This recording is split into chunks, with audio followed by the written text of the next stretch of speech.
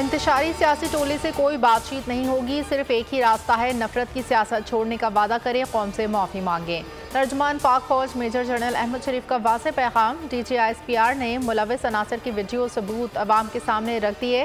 Press briefing में कहा 9 मई करने और कराने वालों को आइन और कानून के मुताबिक सजा देनी होगी। सबूत मौजूद हैं। सियासी लीडरों ने अवाम को फौज और एजेंसियों के खिलाफ उकसाया, लोगों की जहन साजी की, हमलों के अहदाफ दिए। जिम्मेदार कैफरे किरदार तक ना पहुंचे तो निज़ाम इंसाफ पर सवाल उठेंगे। और जापान पाकिस्तान के तजारती ताल्लुकात दहाइयों पर मुहित हैं। वक्त आ गया दोनों मुल्क मुख्तलिफ शोबों में तजारत सरमायाकारी को मज़ीद फ़रोग़ दें।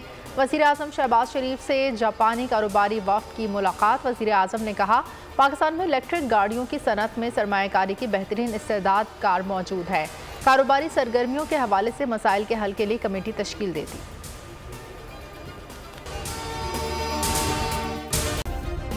सब्सक्राइब करें और बेल दबाएं ताकि कोई खबर रह न जाए।